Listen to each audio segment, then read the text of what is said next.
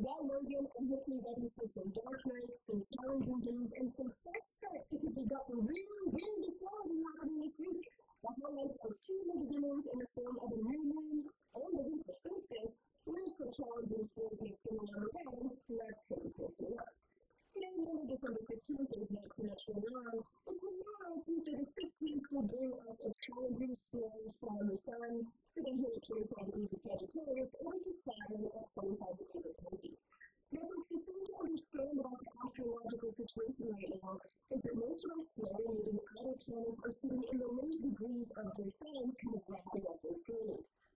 And now, we bring us a sense of weariness and fatigue, which you, like I know, have been feeling recently.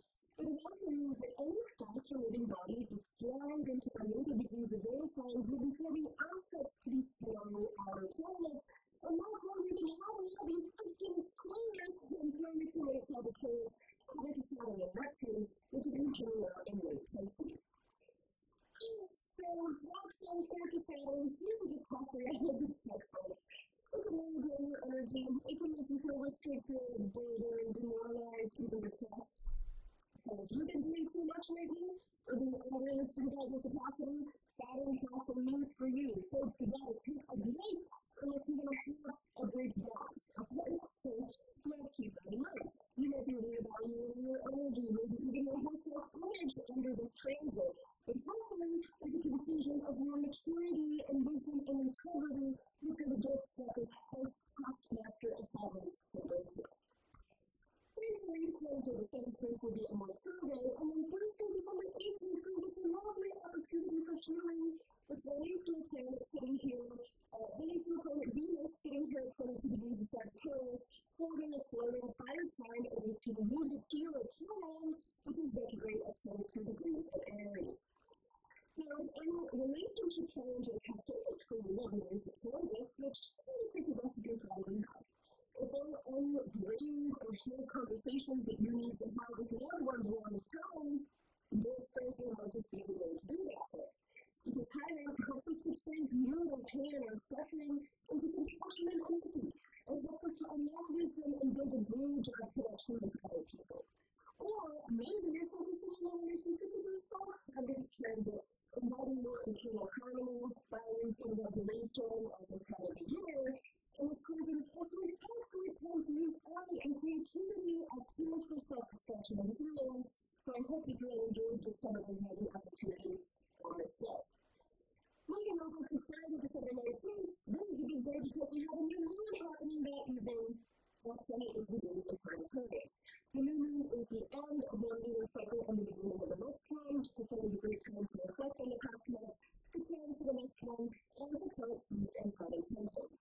In the sign of Sagittarius, specifically, this is an opportunity to renew our beliefs and our philosophies on life, helping us to make meaning of the big picture through this crucial turning point of the year.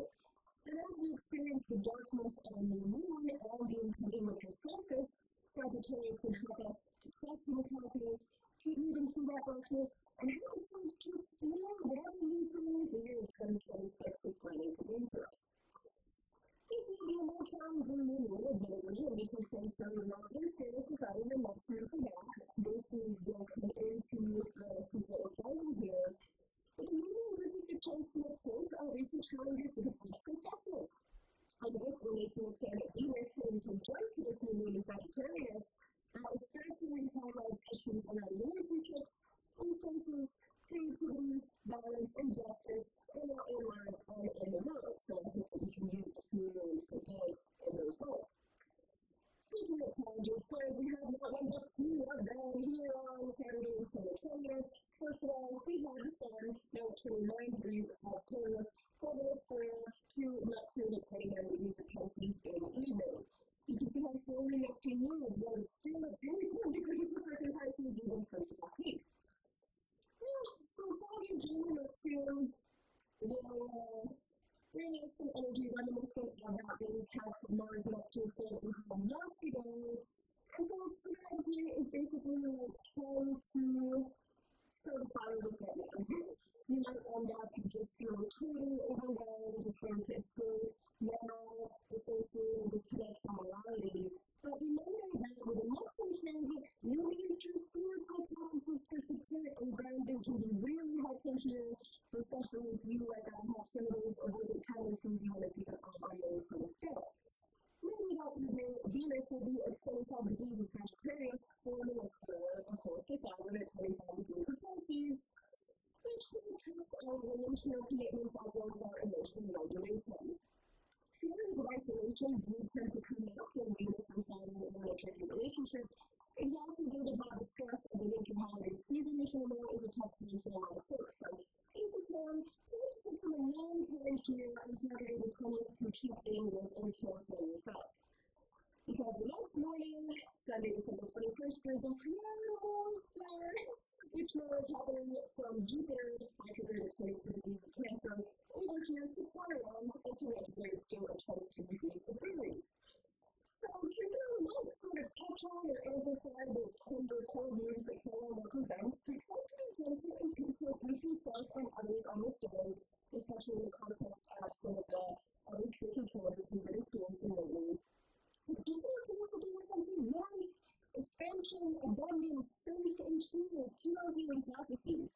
And since Jupiter is the ruler of Sagittarius, and we just experienced the new moon when the sun is wrapping up its stone on this exact day, it feels like a nice day to round off Sagittarius season. Because the week is ending with a day in France, the sun moving into Capricorn on Sunday the 21st, which always coincides with the winter solstice. That's the longest night and the shortest day of the year. So it's the turning point where we're finally moving back to lighter times, which provides.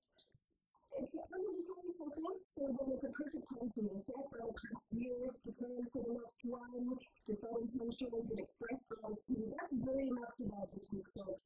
Try to rest and honor the darkness if you can, and to celebrate that hopeful rebirth of the sun. And of course, we're simultaneously moving into Capricorn season, which encourages us to think about how we can contribute to our communities and to the world, how we can engage in practical community growth, and what kind of legacy we want to leave behind. So there's a lot to think about this week. Finally, somewhere in the moon's journey throughout the week, it's starting off in the sign of Scorpio, moving into Sagittarius here on Wednesday, December 17th. That's what it'll be for the new moon on Sunday the 19th. That evening, it'll move into Capricorn, where this day throughout the remainder of the week and for the beautiful